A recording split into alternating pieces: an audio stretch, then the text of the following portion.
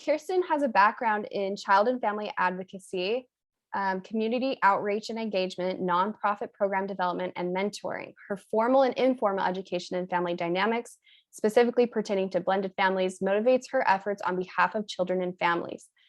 Kiersten and her husband, Chris, have a blended family of 10 children and 18 and counting 19 grandchildren. Sorry about the update. Yeah.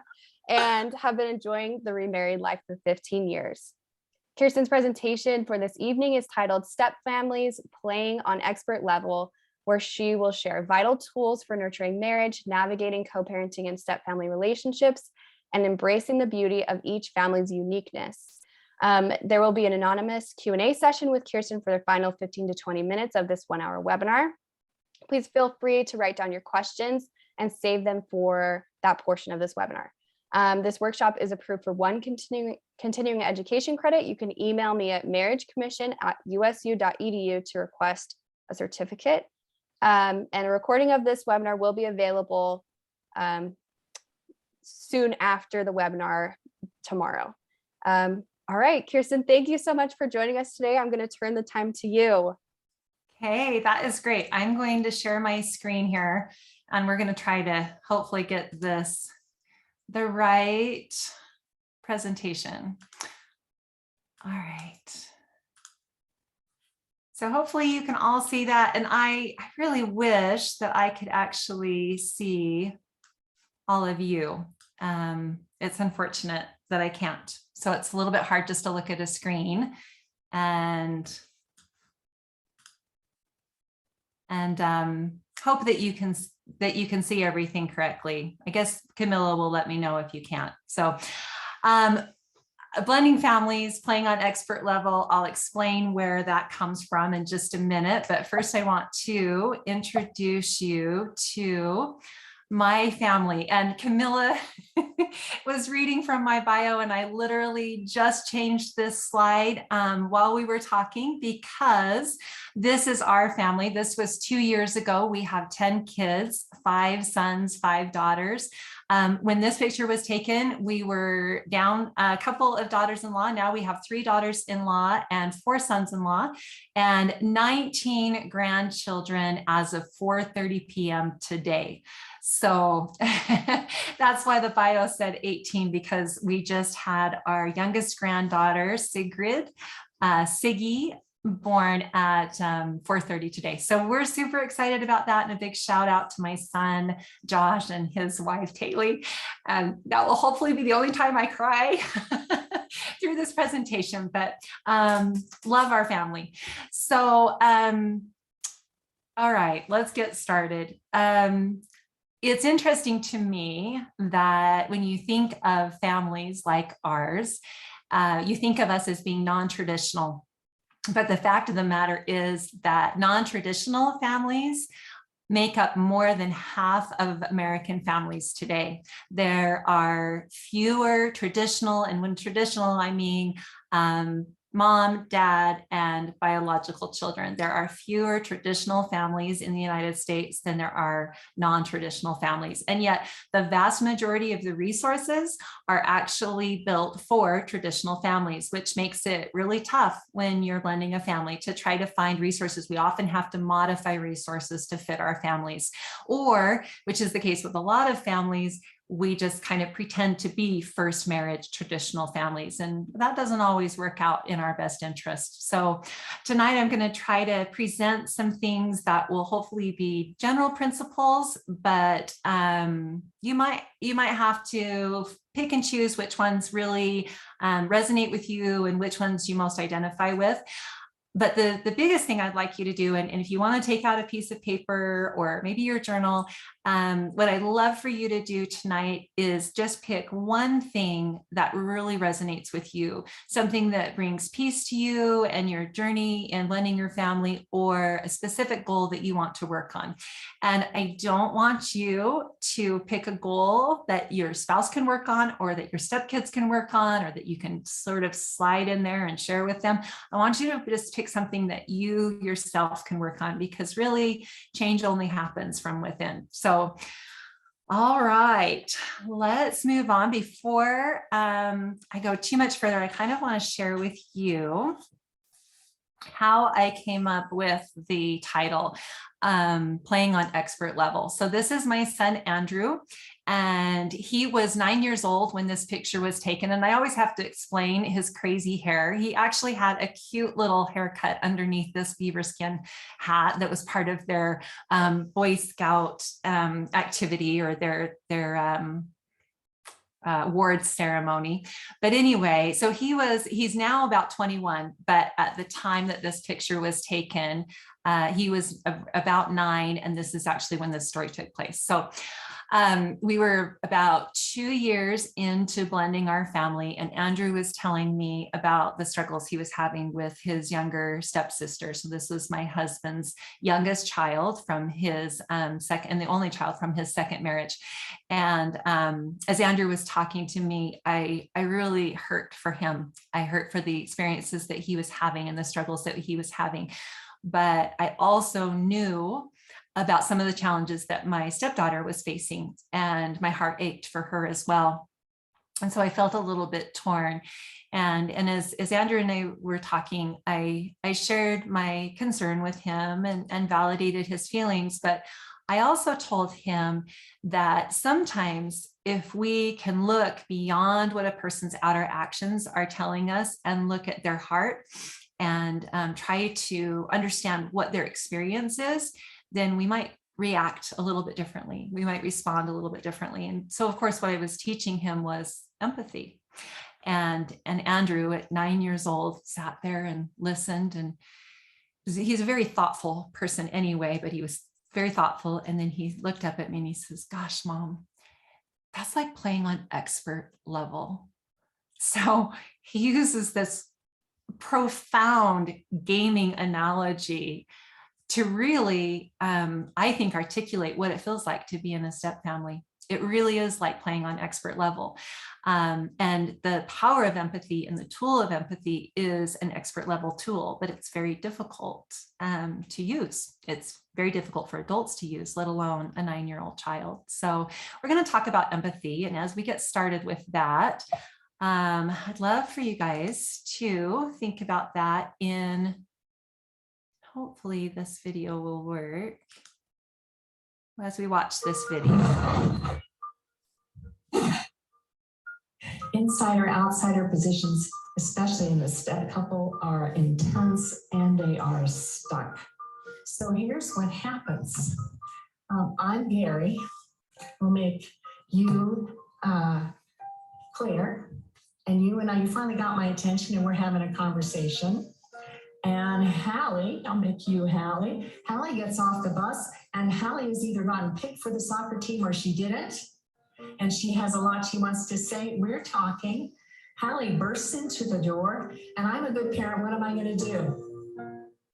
I'm going to turn to Hallie, right? And what happens to my partner? She gets left out.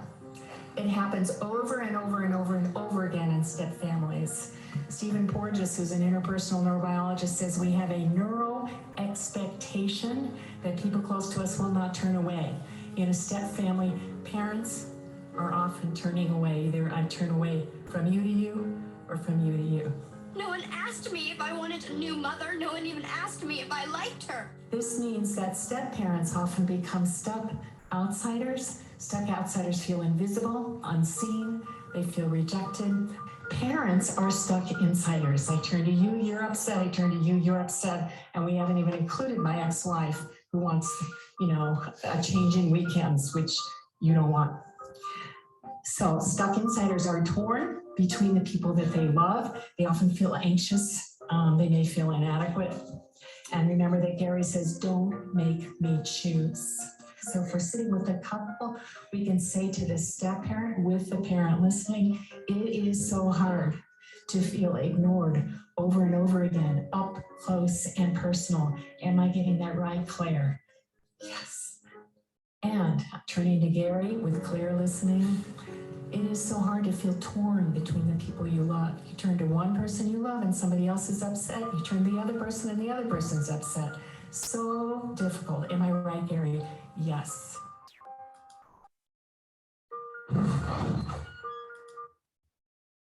Okay. I don't know about you, but the first time and probably the 10th time that I watched that video, it really brought up a lot of emotion for me. I could definitely relate to the characters in that video. So I wonder which character you relate most to, the stepmom or the bio dad, or maybe the bio mom, or maybe the children. Maybe your experience is as a stepchild, but the key to empathy is being able to step into the other person's experience and to be able to see what they are going through. It's just to sit in that experience with them. And that's empathy. And again, as we talked about, that's an expert level tool, and it's hard to achieve. So we're going to give you some additional tools for your toolbox tonight. The first one is, and you guys have probably heard this little phrase, family, it's about time. And I have to apologize right up front. This graphic, I did not realize how distracting this graphic is. Maybe you wouldn't have noticed if I hadn't mentioned it. Now I've mentioned it, it's going to bother you the whole time. But anyway, I've got a few slides with this animation, and I think it's really great if you're meditating, which I'm a big meditator, so that is great, but it's a little bit distracting when you're not meditating. So I apologize, just bear with the graphic. But blending a family, it's about time. So the number one thing to keep in mind when we're thinking about the tool of time is to prioritize time with your spouse. And I'm going to take each one of these individually. But number two is make time for your kids and your stepkids. Number three is take time for you. And number four is give time. So when you're being pulled in a lot of different directions, it's understandable that you're going to feel like you're stretched too thin. And the key here is balance. So when you prioritize carefully and you balance well, time has a tendency to work for us rather than against us. So let's take each one of these one at a time. The first one, prioritize time with your spouse. And you guys have probably heard this, but this is listed first because your marriage is your first priority. The connection that you have with your spouse is foundational for everything else that happens in the family. Research has actually shown that well-being is closely tied to our relational well-being, or excuse me, to our relational being. We are healthier physically, mentally, and emotionally, and we are better employees, and we're better parents, and we're better partners when we have a strong relationship with our marriage.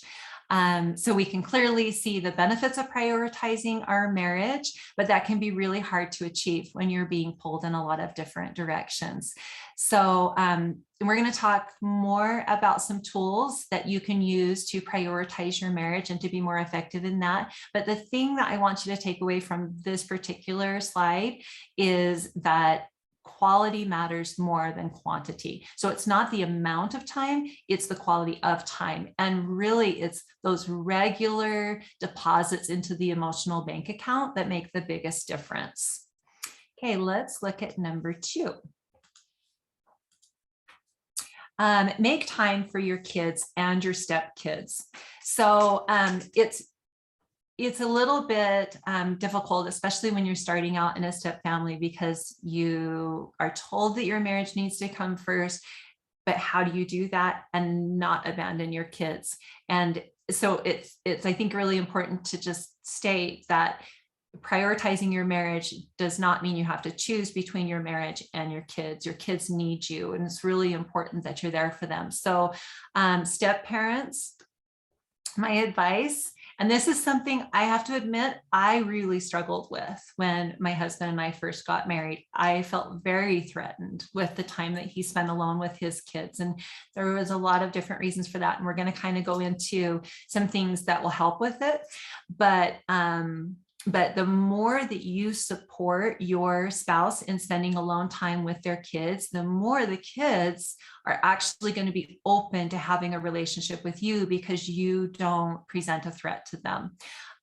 When you try to take all of that time or you feel threatened by it, then they probably legitimately feel like you are trying to take their parent away from them. And that's very scary. So there's going to be, you're going to really putting yourself into a conflict role that's unnecessary. So when you lovingly extend this to your spouse and encourage them to spend time with their children, you have a better chance of having that relationship work in time. It does take time, but that sets that relationship up for success. Bio parents, two things on this, especially for dads. The research has found that fathers are likely to spend less time with their biological children after remarrying. And this is a real concern because parents, your kids need you. So, and dads, your kids need you, and it can be very difficult. And there's a lot of different reasons. There might be some gatekeeping going on, or there might be distance, or there's different things that come into play. But the important thing is if you can't spend one-on-one time or in-person time with your biological children, do other things to maintain that connection. So whether that's sending them regular texts or FaceTime or Zoom calls, or even sending them letters or gifts if the relationship is not reciprocal, make sure that the children know that you love them and that you are there for them when they want to open that door again, if that's closed right now. And then the other side of that, kind of the flip side, is that for some bio parents, they find it a lot easier to spend time with their own children. And especially after marriage, if both spouses bring children into the relationship, it's not unusual to find that the bio parent turns to their own children and kind of shuts out the spouse and the stepchildren. And this is understandable because those relationships are safe. And we like being in our safe place where we don't have to stretch. And it's really hard. Why would you want to go into this other space where you're being criticized or being rejected, or there's a lot of conflict? And so, but the important thing to remember is that the more you push the more you turn exclusively to your own children, the more you push your spouse and your stepchildren aside. And those relationships are never going to have a chance to grow if you're only staying in that comfort zone, that space. So let's see, one other thing I wanted to cover on this one is that, and this is for step parents, it's important that you give your biological children and your stepchildren, you shouldn't strive for equality, but you want to be striving for equity. There's a difference between the two. I mean, any parent knows that you aren't going to have everything equal for every child. It's not reasonable and it's probably not advisable, but you want equity because if you spend an inordinate amount of time and attention with your children, especially in like different rules. So if your children are non-residential and your stepchildren are residential, it's really easy to make the rules different for your stepchildren when they come over. And that just sets up a lot of resentment in the home. And it's hard because as a bio parent, you probably spend less time with your children if they don't live in your home. And so when they come over, you want it to be this really fun experience and you don't want them to not want to come, but you have to remember what that feels like and also what that's doing to your spouse and the message that it's sending to them. So okay, that was a lot on that slide, but there's some important things to cover there. So the key to remember is balance and empathy and patience. All right, let's move on. Take time for you. And this is also a really important one. Taking time for you is multifaceted. We're talking about self-care, but we're also talking about making sure that you have done the work to heal. Healing is a process. It's not a one and done. Healing happens in layers. So if you take the time for you, then you're actually going to be making those deposits for yourself and not having to take that all from your spouse. This is not about being selfish or self-centered. It's actually being very intentional in all the aspects of your life. So you evaluate work and church and community responsibilities and see if there is anything that you can take off of your plate. Oftentimes it's not things that are in your family that need to go, but it's being able to make those adjustments as you start a new step family or even a different phase in your step family journey. This is really important too. If there's changes that take place in the other household, that may put some additional strain on your family. So this is another time that self-care and adjustments are important. But if you approach this, I know that it's hard to think, especially as we've talked about, okay, you have to make time, you prioritize time with your spouse and make time for your stepchildren and like you're being pulled in a million different directions. There's nothing really that can give. But if you approach this with an open mind and an open heart, you'll be surprised to find that there are some things that you can adjust. Again, this is about quantity. No, excuse me, about quality, not quantity. So just remember that you're just making those deposits.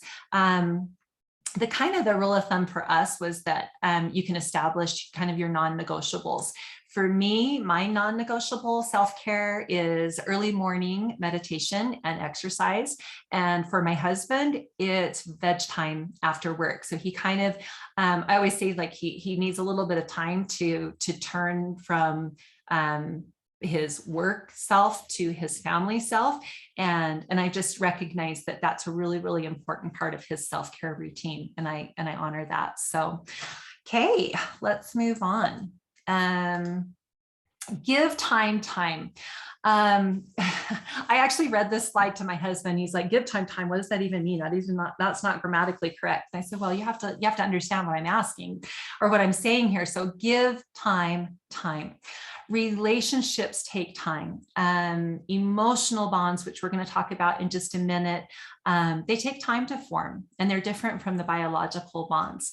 The vast majority of step families that I work with tell me that they had no idea that it was going to be this difficult. They thought that because the relationships were pretty strong before they got married, the kids all got along, the children are usually really receptive to step parents because they're a lot of fun, and then the marriage happens and all of a sudden everything changes, and it's really kind of confusing for everyone.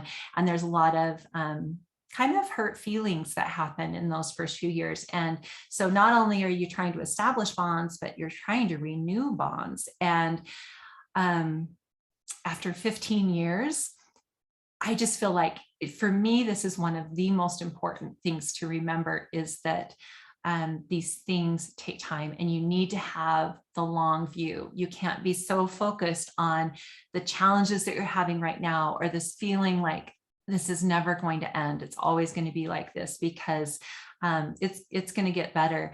Another thing to remember is that when you get married, your marriage, even though it's this wonderful event and usually the kids are excited about it before you get married, it represents loss for them.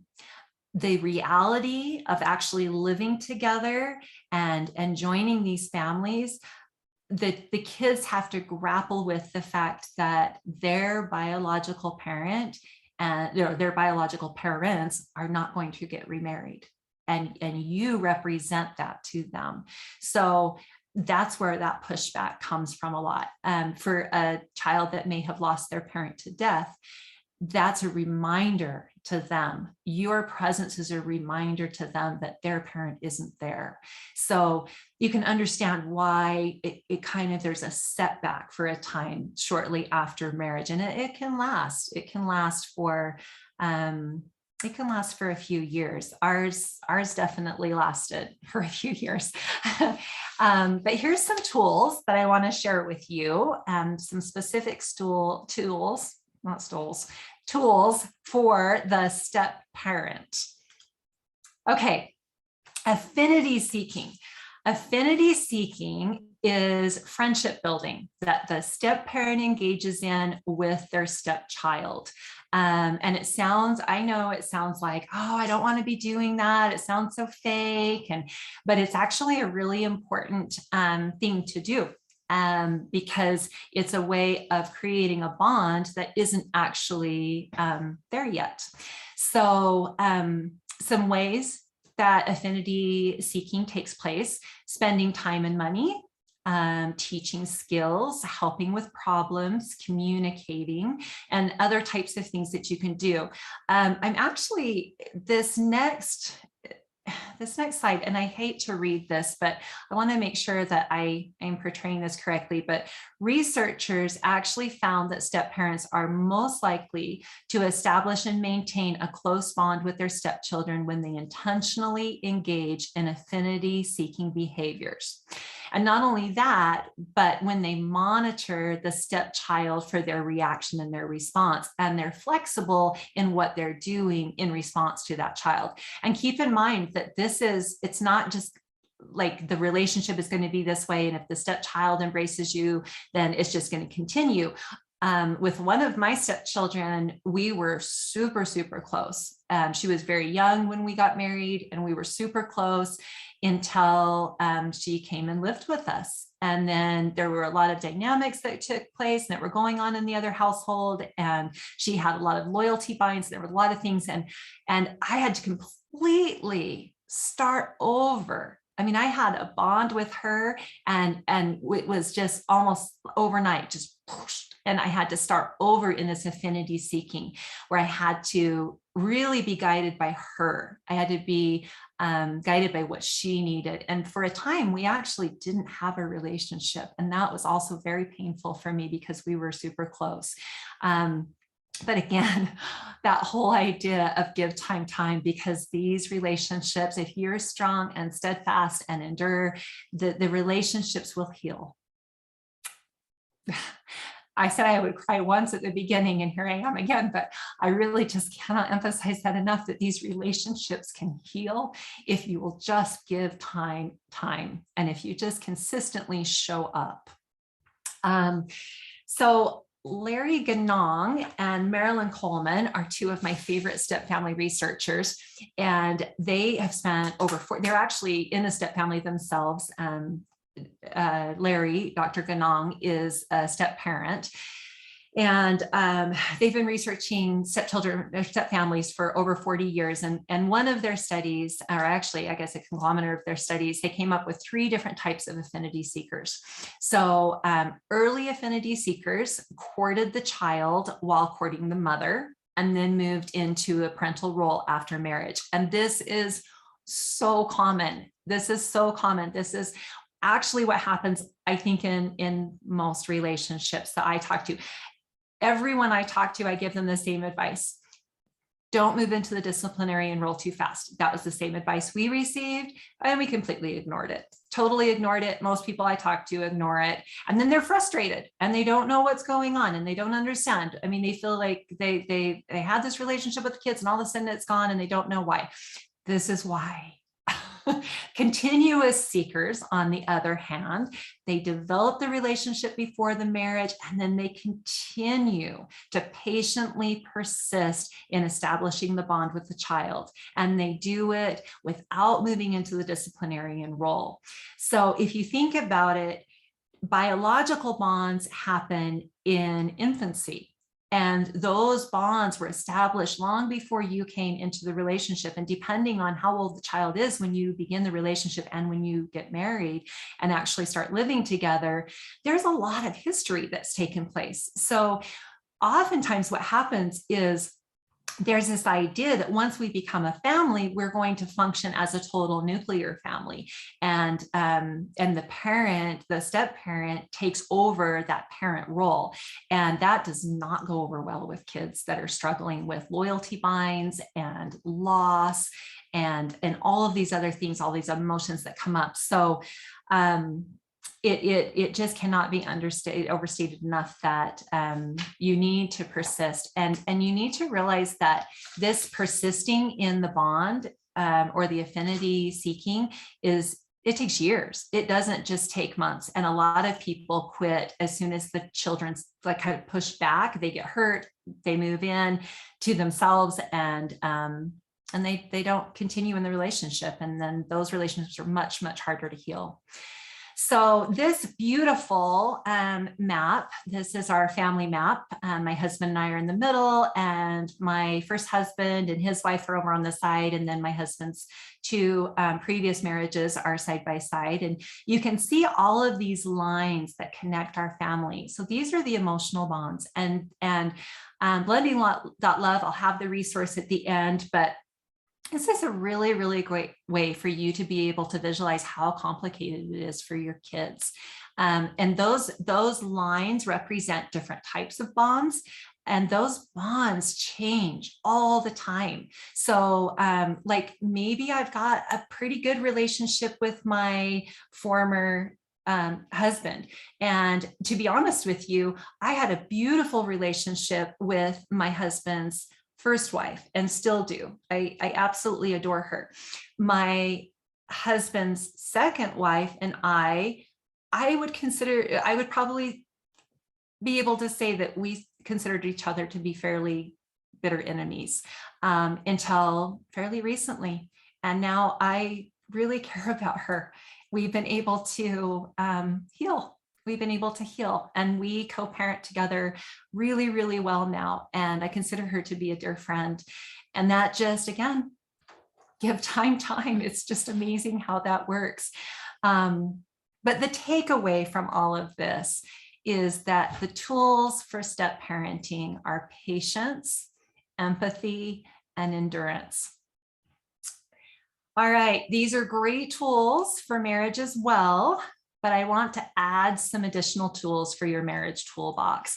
And we might jam through these pretty quick. I'm looking at our time at 6:32, and I want to make sure I give you time to ask your questions at the end. So I apologize if I go too quickly. I'll try not to. I just want to make sure I at least highlight these different areas. So commitment and connection, daily rituals of connection.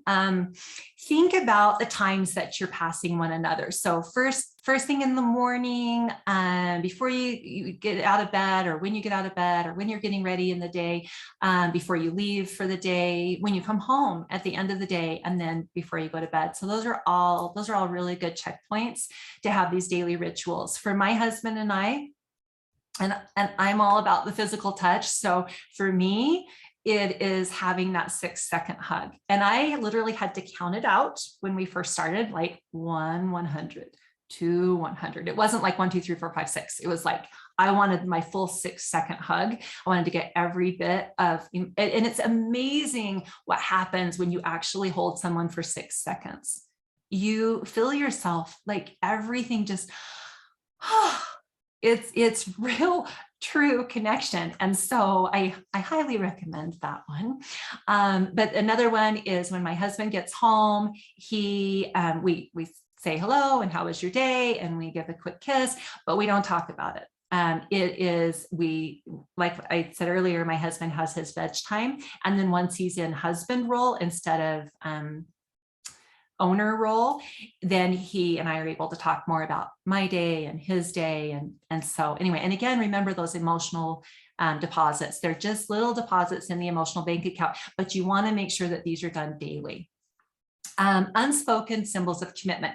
Remember in the Papper Now video at the beginning where Hallie comes in and she wants her dad's attention, and so her dad turns.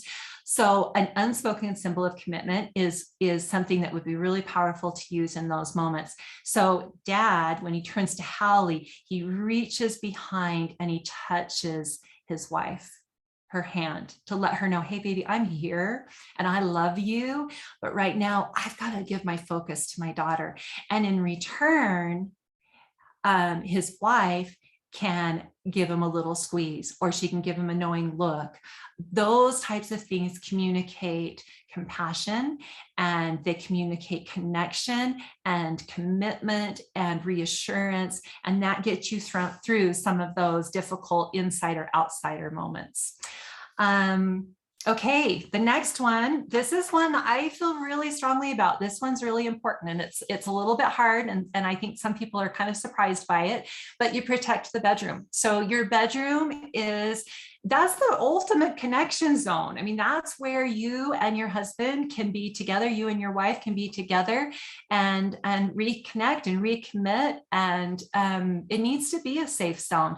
So think about the energy that comes into the bedroom if you argue in there, or if you withdraw. So let's say you're having issues with a stepchild and you go into the bedroom just because you need your space, and your spouse comes in and they can just feel that energy in there. That's not really conducive to connection. So my personal advice is to take your disagreements and your conversations for a ride or for a walk, but don't take them into the bedroom. And when you withdraw, same thing. Take a run, take a walk, go outside, whatever you need to do, but leave your bedroom as that safe zone. Same thing with the no kids. Think about what it feels like if you, this is, again, pretty common in step families to feel like you don't have a safe zone, you don't have a safe space. And oftentimes that only place that you can retreat to is your bedroom. So let's say you come in and you trip over a bunch of stuff as you're walking in, and you're frustrated, and you go to walk into your bedroom and the door is closed, and you can hear your spouse in there talking to your stepchild. And you don't have a safe space anymore. There's no place for you to go. And that can make you feel like really hopeless and very much an outsider in your own home. So protect the bedroom.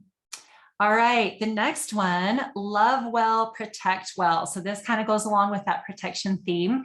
And this is talking about vulnerabilities. So I really believe that everyone has an innate craving to be deeply known, all the good, all the bad, all the ugly, and still be loved and wanted and accepted. I believe that it's really important to know your spouse's love language, but I also believe it's equally important to know your spouse's vulnerabilities. And vulnerabilities are different than weaknesses. So you know that you've hit a vulnerability if your spouse has a number 10 reaction, like a reaction to like a number 2 scenario. And when that happens, this is your chance to say, okay, I need to really see my spouse. I need to see them deeply. So you can ask, what is going on here? What did I say, or what triggered them?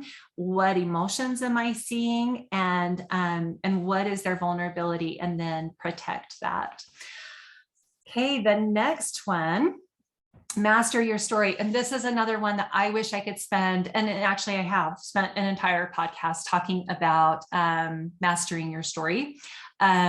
This is a tool you can find out about this. There's a million podcasts, and life coaches are talking about this. This is like a really big thing right now, which is great. It's been around for like forever, but it's the idea, and I'm just going to kind of hopefully nugget it for you, but it's the idea that we don't react to behaviors, we react to the stories that behaviors create. So let me give you a scenario. My husband comes home, he trips over the kids' shoes. After kicking the shoes out of the way, he scowls at the kids as he walks through the kitchen into his den. And I know I'm going to hear about it later. So my story that I create from his behavior is, my husband is constantly nitpicking and criticizing. My kids can't do anything right. He's the problem. And the emotions that brings up are anger and frustration and fear. And my reaction is, I turn away from my husband and I turn to my kids. I feel like I have to protect them, or I have to compensate for his an inability to understand what they're going through. So mastering your story, the steps for that is you stop and you take a breath. And especially if you're feeling that emotion, which is usually what tells us, hey, I need to do I need to look at my story here. So you stop, you breathe, and you ask, what assumptions am I making right now? What story am I telling myself? And are there any alternative stories that might be true? So in this case, if I was to look at my husband, I might say, okay, and look at this scenario, I might say, okay, it's normal for kids to have their shoes out, like any kind of home, any kind of situation, kids are gonna have shoes out. And most times parents are gonna be frustrated with that. So this doesn't mean anything about me, and it doesn't mean anything about my kids.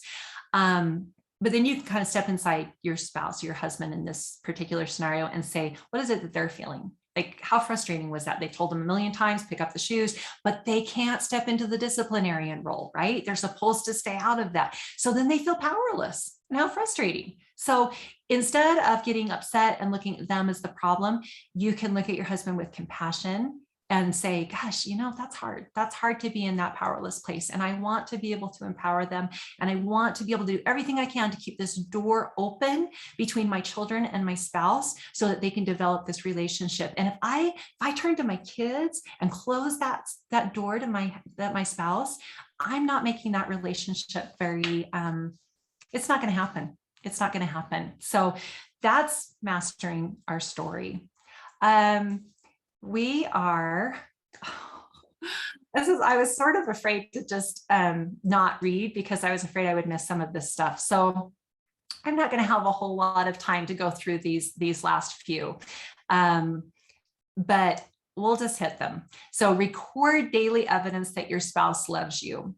No conditions, no qualifications, but catch your spouse showing love.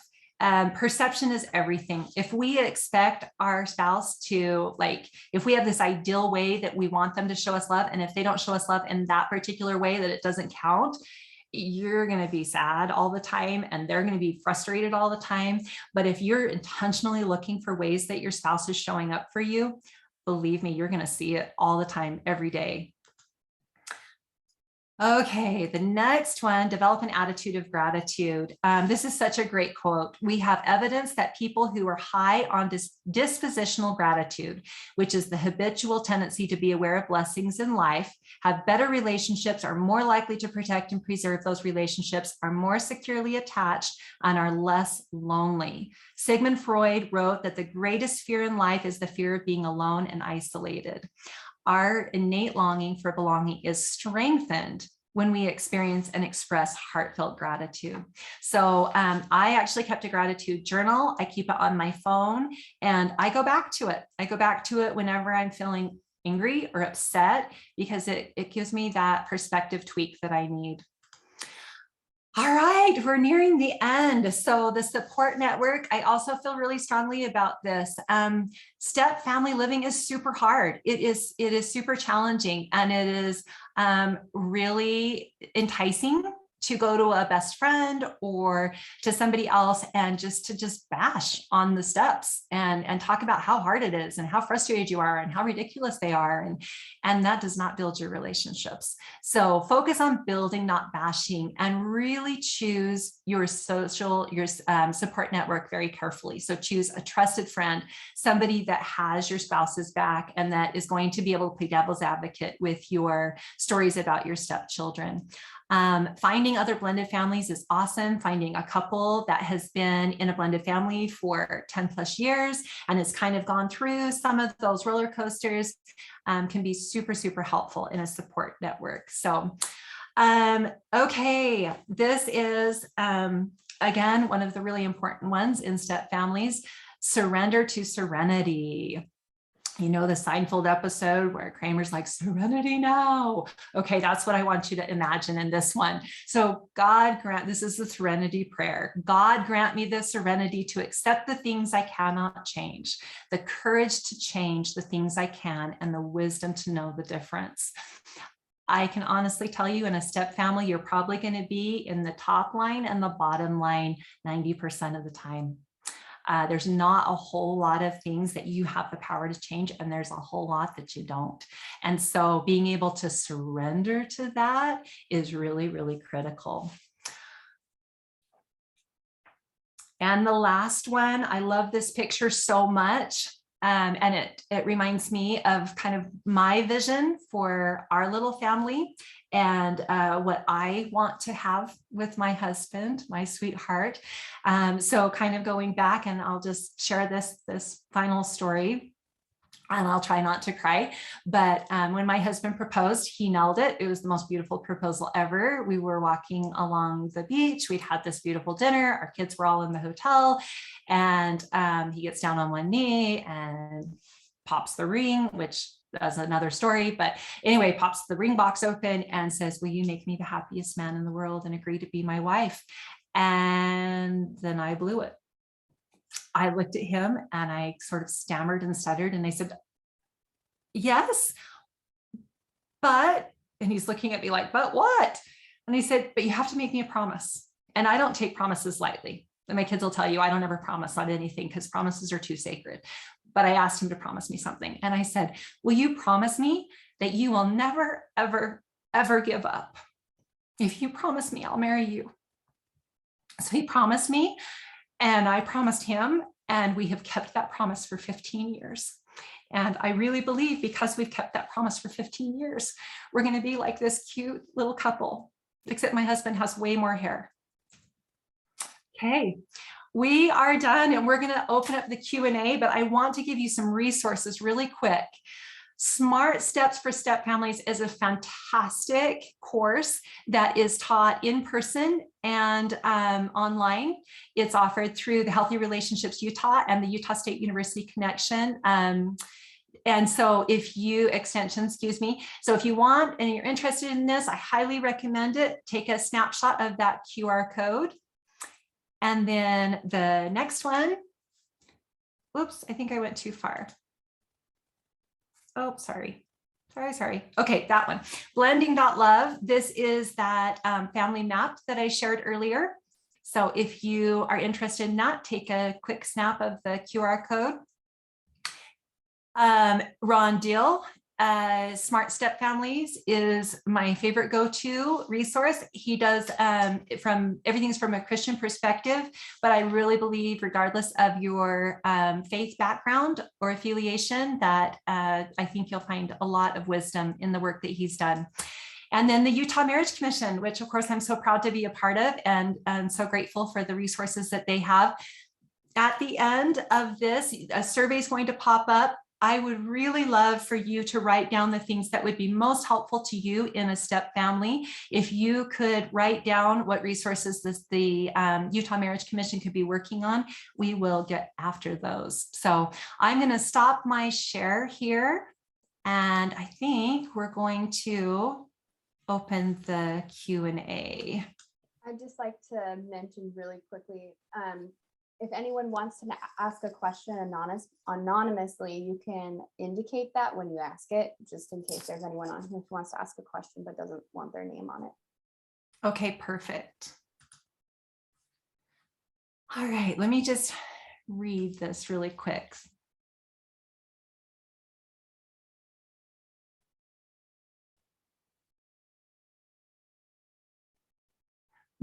Okay, so I'm going to read the question, not the person who gave it. So I have a 21-year-old future stepdaughter that I'm trying to build a relationship with, but she doesn't want me to tell her father anything we talk about. I don't want to have secrets in my future marriage. Thoughts? It seems like controlling and manipulation. And you're right. And you should trust your instincts on that one. I have one of my stepdaughters who I'm super close to. And she often says, "But don't tell dad, don't tell dad, don't tell dad."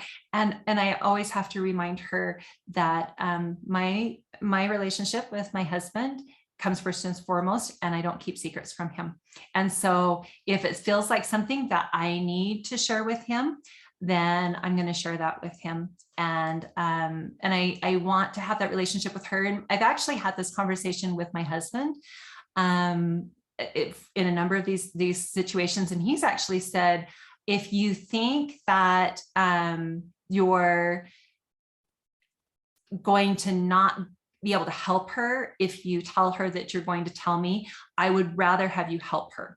And so in those instances, I will usually ask him, hey, so-and-so and I were talking, and this thing came up, and I'm not sure if you want to hear about it or not. What are your thoughts? And then he'll tell me. So anyway, that's how we've handled that one. I hope that helps. And you're welcome to, I think you can pop back in there if that didn't. But I think especially where you're not married yet, setting this standard early is going to be really helpful. And I don't see anything else in the Q&A. I do see, oh, I was going to say I see a couple in the chat, but yes, I know toddlers are challenging. So it's good that it's being recorded. Okay, we have another one. If your child is always pulling away, how do you continue to show love and strengthen the bond? How do you know the difference between their boundaries and their needs for love? Oh, this is a constant, again, that push and pull that happens all the time in step families. I don't think that you know per se. I think that it's more than anything else, it's just consistently showing up. It's consistently being there for them. And this happens, again, this happens when you're first married, and it happens when they become teenagers. I found that the kids pull away again, or if there's any changes that are going on in the other household. And those are kind of the main times that you find kids pull away. And so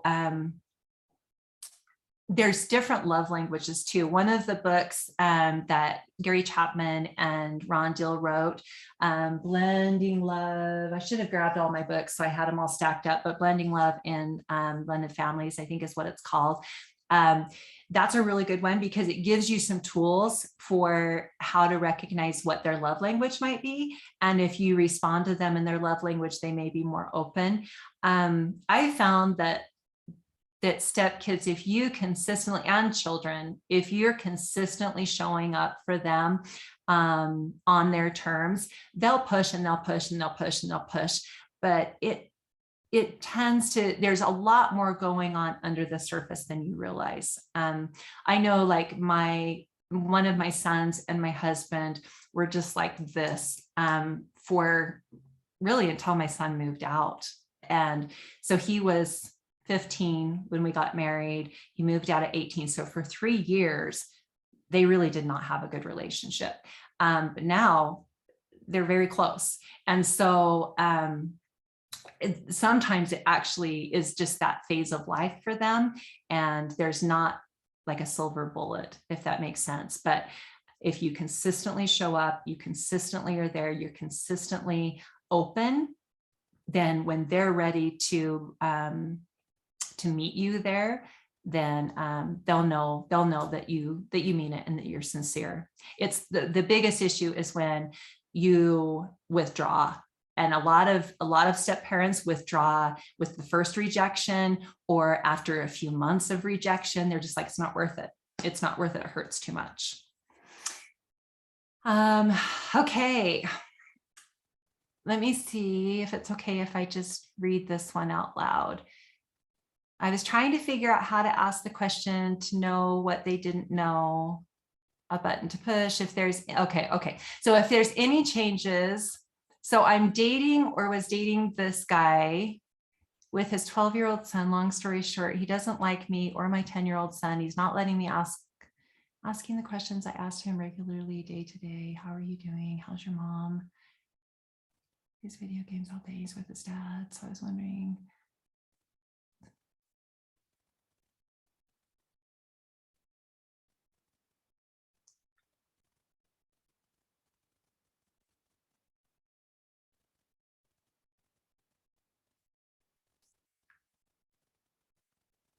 Okay. So I'm going to try to summarize this one. But it sounds like this family is not, they're trying to decide, this person is trying to decide whether to stay in the relationship or not. There's, we're talking about a 12-year-old boy, which these are really hard years, regardless of whether you're in a traditional, I hate those words, but traditional family or a non-traditional family. But when you have the step family dynamics in the mix, that can make it even more challenging. And this person is asking whether to even stay in the relationship or not, but they do share a child together. And so there's obviously that reason to stay. I feel like in this case, and it kind of goes along with the question before, but it's work on your relationship with your partner. Really make sure that relationship is strong, and make sure that your partner, in this case, the boyfriend, is really there for their son, because this is a super critical phase of development. And they need to have that relationship with their father and not feel like it's being threatened. I wouldn't necessarily, especially where you share a daughter together, I wouldn't pull out of the relationship. I might just take a back seat to the relationship with his son and really, really support that relationship between your boyfriend and his child, his son. And then, I know the other dynamic in here is that there's your own son, your 10-year-old, and your boyfriend's 12-year-old doesn't want to have anything to do with him. So that's also going to be kind of that dynamic that I talked about in the beginning with teaching my son empathy. That's when you help your child to understand, kind of some of the dynamics. They're going at an age appropriate level, obviously. But like I said, I would not worry too much about trying to really have this strong relationship. I wouldn't close the door, and I would definitely be careful about the message that you're sending your stepson when you're around him, because you don't want him to think that you have closed the door to him. You just want him to know that you're not really necessarily pushing anymore. And you kind of talked about some of the things that you try to do, and he just reject. So he's making it very clear that he's not ready yet. So I wouldn't continue to push that. I hope that helps. I hope that made sense. Do we have any others? Because I think we're about at time, unless anybody else has a question. There's 2 more questions. Oh, there are? Mm-hmm. Oh, I didn't go down. Okay. Oh, there's 3 more. Okay. Does affinity seeking work for bio kids who are estranged? How important is it to stay in proximity to the kids, or should I move away and just give up? Don't give up. Don't give up. And yes, affinity seeking works for bio kids who are estranged. Estranged that's a really, really hard one, because depending on the dynamics involved, sometimes it is parentification. So it's sometimes that there's a parent that's involved and who is really trying to purposefully estrange their child from their biological parent. There's a lot of mistruths that are being told, and when the children hit adulthood, they almost always end up turning back to the parent that they were estranged from. In other cases, there's been hurt that's occurred, and the child's just trying to deal with their pain. And so if that's the case, owning what you did, and sending them letters from time to time, or just reaching out with gifts or different things, but don't give up. Don't ever give up on your kids. Always let them know that you're there as soon as they want to open that door, that your door is open and it is ready. And definitely use the affinity seeking tools if they are of any benefit to you. Okay, let's see. What if the ex-wife is so focused on the past? Okay, so this is about the co-parenting relationship with the ex-wife, who's very focused on the past, and she's really toxic in the relationship and poisoned the daughter and alienated her. Again, that's kind of the same principle that I was just speaking to, is just remember to stay there. And this is the question, is I'd like to focus on now and move forward in our relationship. Is that insensitive? I don't know if it's insensitive. I don't know that that's the right term, because it's very real. I mean, this is your relationship and you want this to work, and you're maybe like not wanting all the drama that's over there, but you have to kind of, again, that empathy piece, step into your stepchild's position and realize that they're not getting the truth. And eventually they will. Eventually the truth always comes out. It just does. And so your spouse or your boyfriend or girlfriend or your partner is going to want to have that relationship with their child, and you don't ever want to be part of closing that door to them. So you can definitely put the majority of your focus on your relationship, but this is kind of the theme of tonight. Don't ever close the door, and encourage your spouse to leave that door open. And then the last one, my ex-husband recently got married, and my 15-year-old son doesn't want to spend time at his dad's house much anymore. Should I encourage my son to keep a relationship with his dad? Yes, yes, double yes, triple yes, yes, yes, yes, yes, yes, especially at this age. It's very important. I remember, because my son was actually 15 years old when we got married. I had 4 kids, but my oldest was 15, and he was not really a big fan of his stepmom. And that felt kind of good to me for a minute, until I was like, this is not good. Like, I want him to have a relationship with his dad, and I want him, and he never pulled back from his dad by any means, but he kind of, he complained when he came home about his stepmom, and it really, this is expert level, you guys, this is expert level skills, but you have to put aside your feelings and say, what is in the long-term best interest of this kid? And always the best interest of these kids, unless, I mean, I'm talking severe abuse, violence, severe addictions, like things like that. Maybe those are things that, you know, obviously you want to protect your kid from that. You want to pull back, but those are such extreme cases, and that is so, it just doesn't happen that often. Do all you can to encourage relationships. The relationships matter. Do we have any more? Oh, or let that be my ex-husband's job. Tagged on to that last one. Your son is going to be looking to you, and the subtle things that you say or don't say make a big difference. So they're going to be taking their cues. Your children will take their cues from you as well as from their other parent.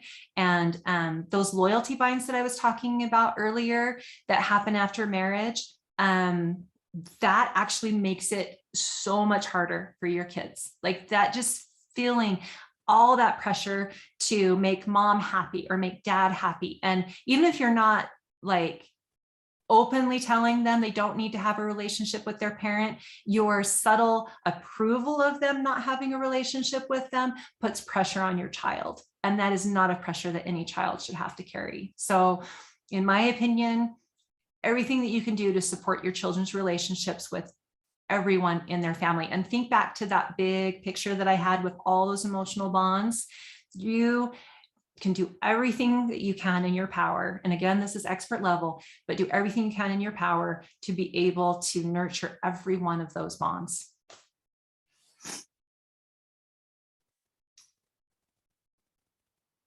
Let's see, we've got one more in the chat. Our blended family is an 8-year-old boy and a 15-year-old girl. Both our kids lost a parent to drugs. They are both very resistant to each other, and they are both at different developmental stages. The little boy is very resistant and the teenager has lots of attitude. How do we build a relationship with each other's kids? Delicately, patiently, don't force it. You might be together with your partner and you might have chosen your partner, but your kids didn't choose each other. So be sensitive to that. Don't force it. Again, let time, give time. Just let things kind of naturally. There's certain things you want to watch for.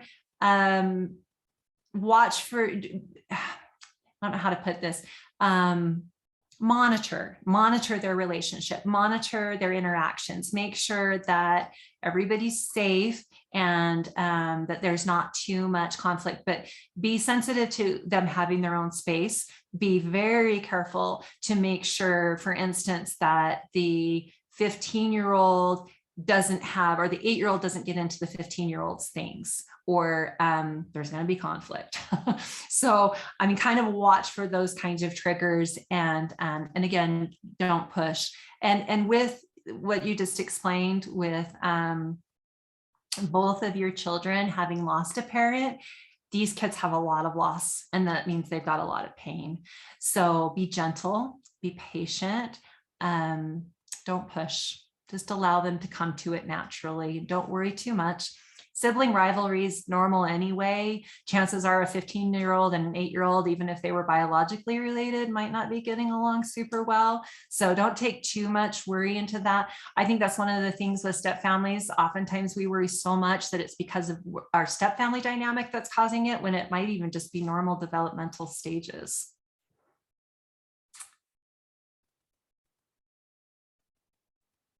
Okay, and then we've got one more in the, I may have misunderstood the question. I actually meant with the daughter. Can I say I wasn't there?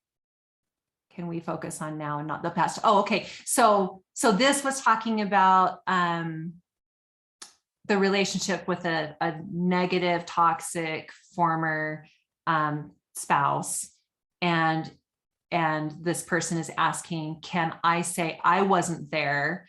Can you and I focus on the here and now, not the past? And yes, that is such a good. That's so great. I'm glad you clarified that, because that is a wonderful way to approach it with your stepdaughter. Is don't get into all of that stuff with them. It doesn't go anywhere. It's kind of like the slide that we talked about with your support network, that you want to build, not bash. Same thing. And sometimes when you form those alliances with your stepchildren, it kind of feels good because you're in the inside circle instead of on the outside. But don't let that get to you. It doesn't go anywhere good. So always build relationships. Focus on your relationships and build the relationships with others. Try to get them to see where the other person is coming from, but don't get down in the weeds with them. So I hope that, I think we've answered them all. Yeah, it looks like we've got everything. That was fabulous. Do you have anything else you want to say before I take over and say goodbye to everyone? No, other than I really appreciate you for coming. Step families are super hard, and the fact that you would take this time tonight to come and to learn and to ask questions, just, you're awesome. You're awesome. And I just want to encourage you to keep trying and keep going and keep loving, and it's worth it. It's worth it. You're doing big stuff. You're doing important stuff, and keep going. So, and then do the survey, because that helps us. And we really do want to create more resources for step families. I'm super passionate about that. And so fill out the survey, talk to your friends. The webinar will be recorded so people can look at it later. Awesome. Thank you so much, Kiersten. This was absolutely incredible. And I think I feel like it's been a very intimate workshop, and we've had a lot of personal questions come up, and it's felt very like connected here, even though we can't see anyone's faces. And I think you've done an incredible job of facilitating that for us. So yeah, I'm really appreciative. And I know everyone here is too as well. I think you already mentioned that this webinar will be recorded, and I'll send it out to everybody who registered for the webinar tomorrow. So you'll get an email with a link and a reminder to fill out the survey. And then if anyone here is hoping to get a continuing education credit from this, you can email me at marriagecommission@usu.edu and request the certificate, and I can get you a signed certificate from Kiersten. So yeah, I think that's everything. Thanks so much, guys. Have a wonderful evening. Okay, good night.